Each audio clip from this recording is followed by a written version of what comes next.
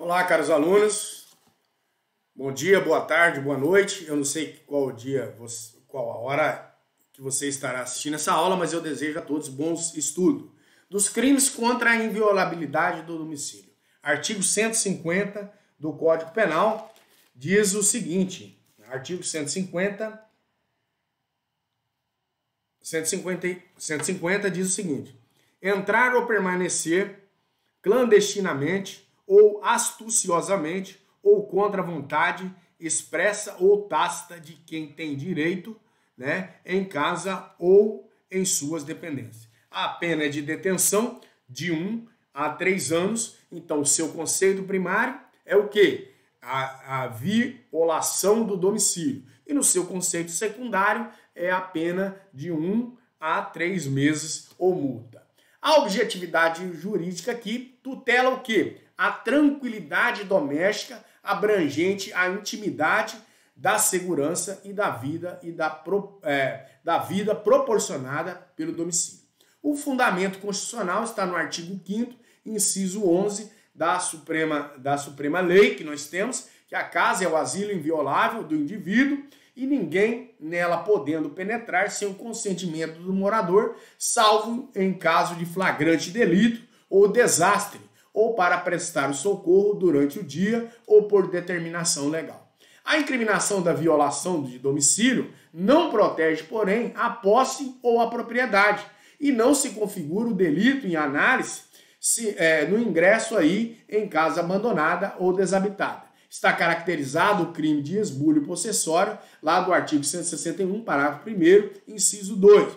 O objeto material é o domicílio invadido, que suporta a entrada ou a permanência de alguém, clandestina ou astuciosamente, ou contra a vontade expressa ou tácita de quem tem o direito. O núcleo do tipo, a conduta criminosa, ela possui 2 núcleos, entrar ou permanecer, nesse contexto, e aí entrar é a ação de penetrar, de ingressar totalmente aí em casa alheia ou em suas dependências, e permanecer por seu turno pressupõe a entrada lícita seguida de uma omissão consistente na negativa em sair do local. É possível a prática do crime por 2 formas distintas: a ação caracterizada pelo ingresso no domicílio alheio e a omissão relativa à recusa em sair desse local. Cuida-se também de tipo misto alternativo, é um crime de ação múltipla ou de conteúdo variado, entretanto, ilicitamente, em casa alheia, em suas dependências e nela permanecendo. Responde por um único delito. Os elementos normativos do tipo, não basta a entrada ou permanência de alguém em casa alheia, em suas dependências. O tipo penal possui elementos normativos. É necessário que essa conduta seja praticada clandestinamente ou astuciosamente ou contra a vontade expressa ou tácita de quem tem o direito. Essas modalidades de violação de domicílio prevista no Código Penal. O artigo 150 do Código Penal condiciona a existência do crime ao dissentimento, expresso ou presumido de quem tem o direito, daquele que tem o poder de proibir a entrada ou a permanência de terceiros,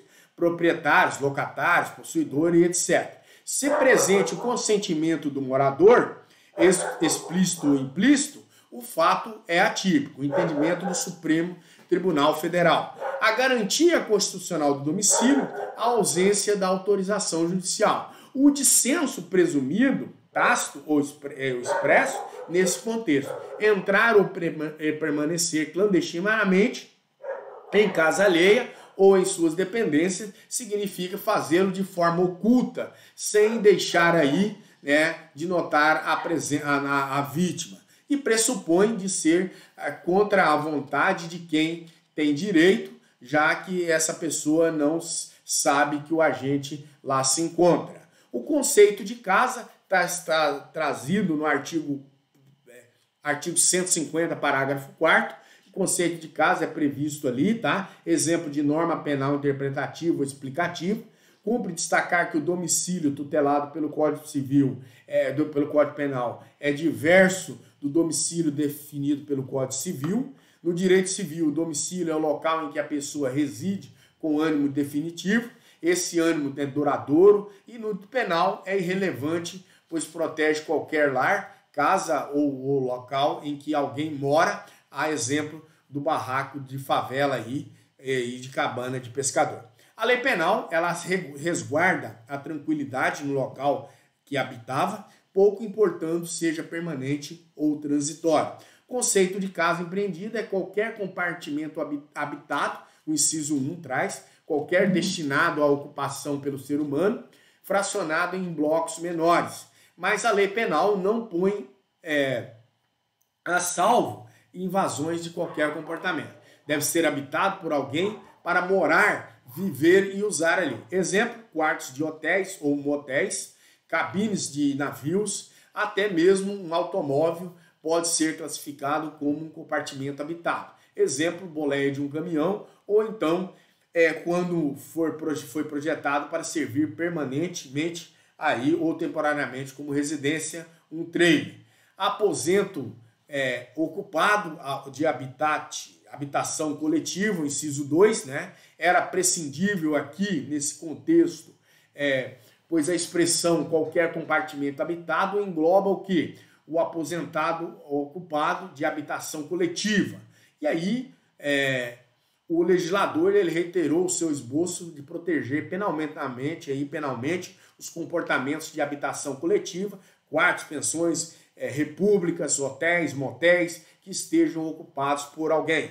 Compartimento não aberto ao público ou alguém que exerce profissão ou atividade, inciso 3, né? E se o comportamento não é aberto ao público ou a ele é parte integrante de um local público ou possui uma parte conjunta aberta ao público, e se alguém exerce ou atividade nesse espaço, o comportamento pode ser considerado seu domicílio. A pessoa que ali entrar ou permanecer contra a vontade, expressa ou tácita, incidirá no crime tipificado pelo artigo 150 do Código Penal. Exemplos, escritórios de advogado, consultórios, médico ou dentista, balcão de padeiro, etc. De padaria, etc. A proteção à inviolabilidade do domiciliar estende também para as autoridades fiscais e fazendárias, na esteira da orientação do Supremo Tribunal Federal nesse sentido. O compartimento aberto aqui ao público não é tutelado pela lei penal, exemplo, hospitais, museus, bares, lojas e etc. Finalmente, é livre a entrada e permanência em locais de repartições públicas, pois pertencem a todos indistintamente, não podem funcionar como domicílio de uma pessoa determinada. Excepcionalmente, né, no tocante às áreas de acesso restrito de ingresso dependente de autorização. Nos gabinetes dos magistrados, do Ministério Público, delegados de polícia, do Supremo Tribunal Federal, né, traz esse entendimento aqui.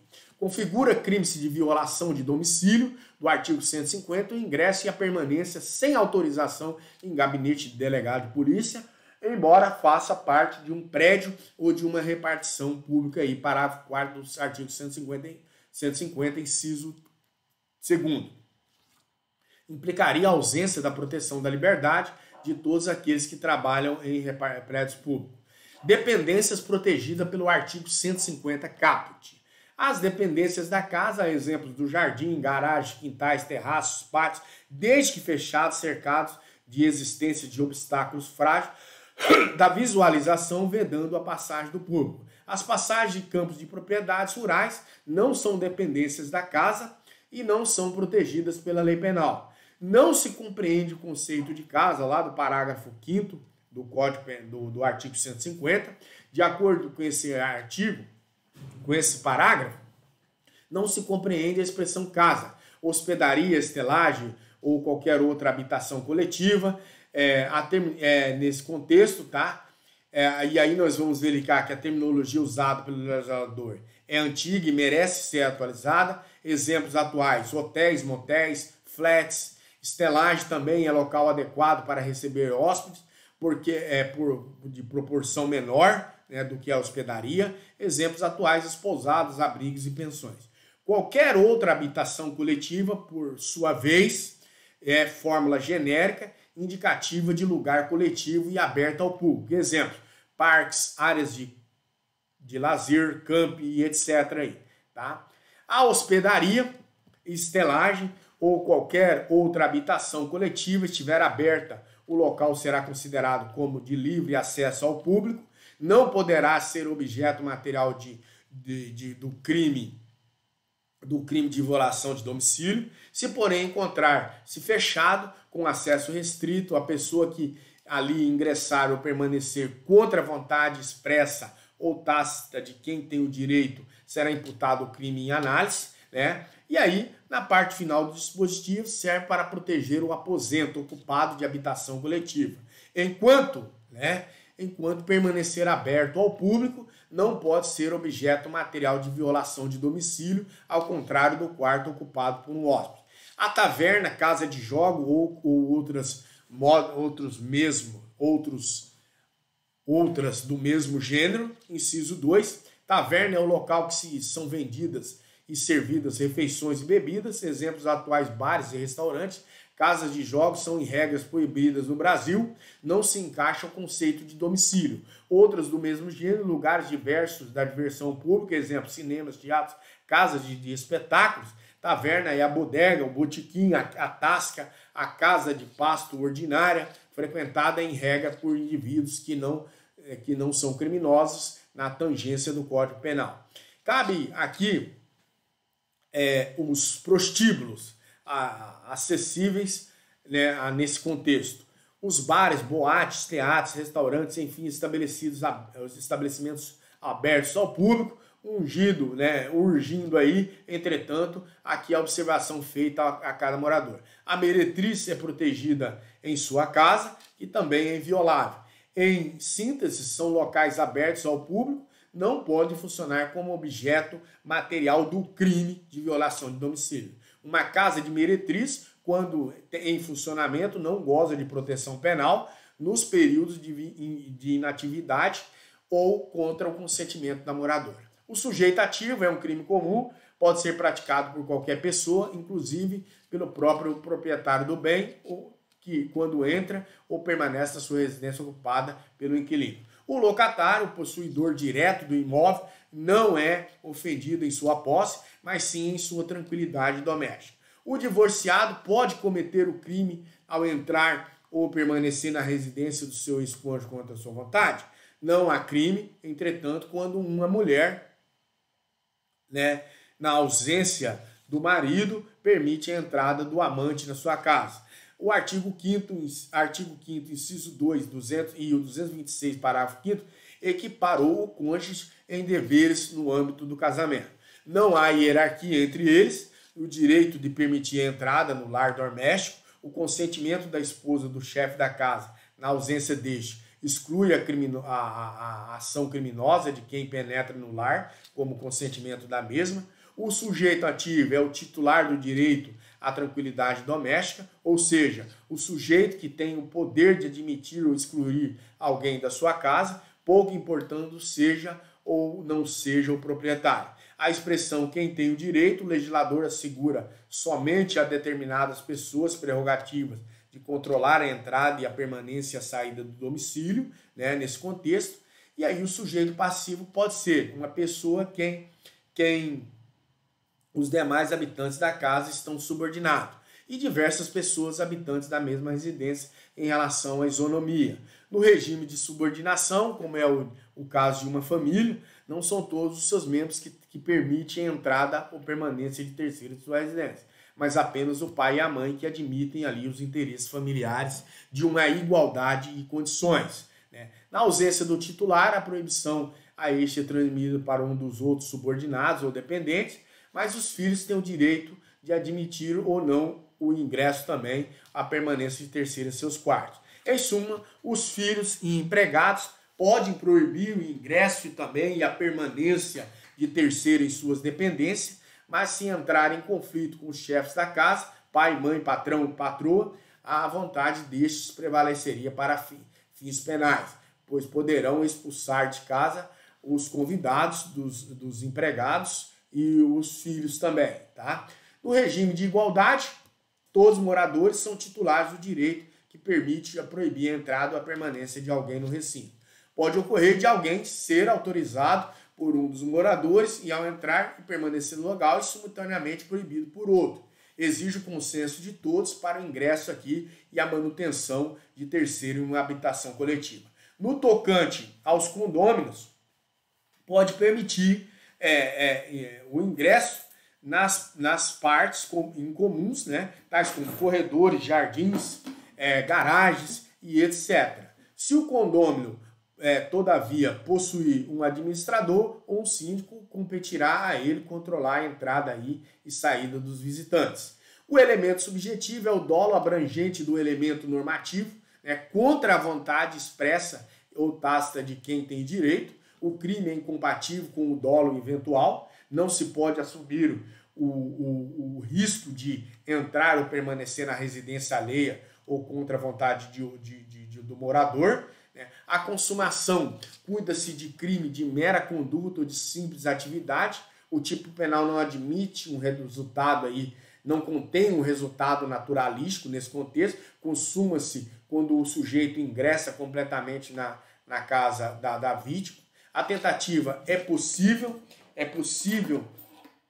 na conduta de entrar. Exemplo, o sujeito é impedido por segurança de ingressar em uma festa de casamento, nesse contexto, para a qual não foi convidado. O núcleo é permanecer, é incabível ou conatus aqui nesse contexto. A ação penal ela é pública incondicionada. A violação de domicílio é um crime de infração de menor potencial ofensivo, né? O concurso de crimes caracteriza o delito, reclama tenha o agente a finalidade própria, o ingresso ou permanência na casa alheia, e nada mais do que isso quando nós vemos quando assim atua como meio de execução com outro crime mais grave. A violação do domicílio automaticamente vai ficar absorvida. Quanto às figuras qualificadas do parágrafo 1º, né, a pena é de detenção de 2 a 6, de 6 meses a 2 anos nesse contexto, né? E aí nós vamos ver quais qualificadas. Noite. A noite sempre foi objeto de preocupação do direito penal, que nós temos visto aqui. E a qualificadora, a qualificadora repousa o fato de ser mais fácil para a prática do crime que durante a noite, né? Quando a vítima tem uma reduzida possibilidade de defesa. E aí, lugar ermo. O lugar ermo é habitualmente abandonado e afastado dos centros urbanos. Socorro aí fica mais difícil também, remonta a chance de defesa por parte da vítima. Quanto à violência, violência é o emprego da força física, tanto em relação à pessoa, como também no tocante à coisa. Se a violência for empregada contra uma pessoa e ela sofrer as lesões corporais, será aplicada cumulativamente as penas atinentes à violação do domicílio e à lesão corporal ainda que leve. O emprego de arma. A arma é todo instrumento que potencializa para matar ou ferir e pode ser própria ou criada com tal finalidade. Fala-se ainda em armas brancas, são as revestidas de ponta ou de gume, que podem ser próprias ou impróprias nesse contexto. Concurso de 2 ou mais pessoas. O dispositivo legal incidirá a qualificadora quando 2 ou mais pessoas efetivamente invadem a casa alheia, né? Todos devem praticar os atos de execução com autoria e a atuação simultânea aí dos agentes aí. Causa de aumento de pena do artigo do parágrafo 2º.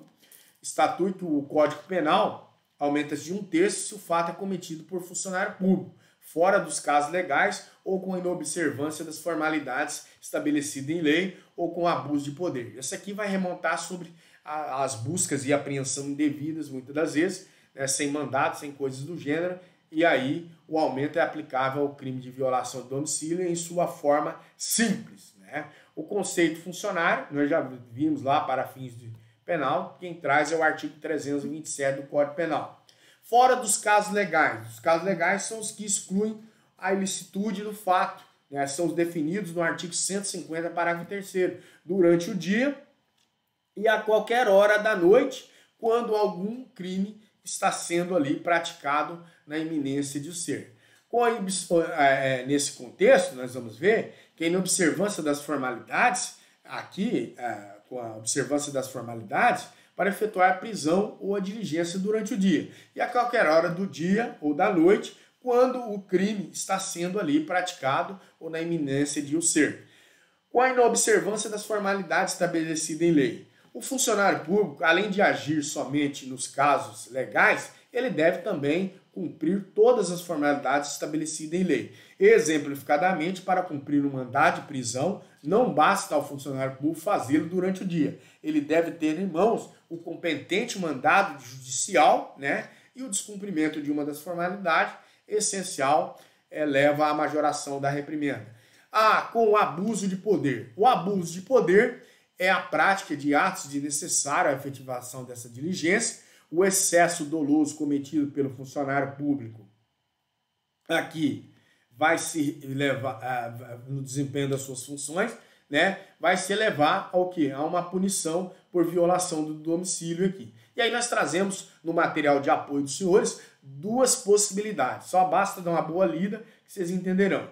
Quanto à exclusão da ilicitude, né, o artigo 150, não constitui crime a entrada ou permanência em casa alheia ou sem as dependências durante o dia, com a observância das formalidades legais, para efetuar prisão ou diligência, e a qualquer hora do dia ou da noite, quando alguém está cometendo um crime ali, né, na iminência de o ser, tá? Nesse contexto. E aí, trata-se de causa especial de exclusão da ilicitude, a expressão não constitui o crime, e a própria Constituição Federal cuida do assunto em seu artigo 5º, inciso 11, a casa é asilo inviolável do indivíduo e ninguém nela podendo penetrar sem consentimento do morador, salvo em caso de flagrante delito ou desastre, ou para prestar socorro durante o dia ou por determinação legal nesse contexto aqui. Em sintonia com esse mandamento constitucional, o artigo 293 do Código de Processo Penal arrola as formalidades legais para uma prisão. O artigo 293, se o executor do mandado, né, verificar com segurança que o réu entrou ou se encontra em alguma casa, o morador será intimado a entregá-lo à vista da ordem de prisão. Se não for obedecido imediatamente, o executor convocará duas testemunhas e, sendo de dia, entrará à força na casa, arrombando as portas, se preciso, sendo noite, o executor, dependendo da intimação do morador, e se não for atendido, fará guardar todas as saídas, tornando a casa incomunicável, e logo se amanheça, arromba as portas aí e efetuará a prisão para esse cidadão que está violando a lei. A invasão de consulado estrangeiro é de competência, né? A invasão de consulado estrangeiro caracteriza o crime de violação de domicílio. A competência em regra é da Justiça Estadual, pois não há dano a interesse aqui nesse contexto da União. E também a conduta não será enquadrada nas demais hipóteses elencadas no artigo 109 da Constituição Federal para o Superior Tribunal de Justiça, conforme elenca. Dos crimes contra a inviolabilidade de correspondência, o fundamento dos crimes contra a inviolabilidade de correspondência encontra-se no artigo 5º, inciso 12 da Constituição Federal, que é inviolável o sigilo, a correspondência e das comunicações telegráficas, de dados e das comunicações telefônicas, salvo no último caso por ordem judicial, nas hipóteses e na forma que a lei estabelece para fins de investigação criminal ou de instrução processual penal. Esse direito é relativo. A inviolabilidade da correspondência não pode ser utilizada para ofender o interesse público, nem para prejudicar os direitos alheios. Exemplificadamente, não se pode conceber a invocação deste direito para servir de escudo para a prática de infrações penais por alguém, como na hipótese em que o indivíduo se vale do serviço dos Correios para tráfico de drogas nesse contexto. Tá certo? Pessoal, paramos por aqui. Logo mais falaremos dos outros assuntos aí. Pertinente dos crimes contra a inviolabilidade. Tá certo?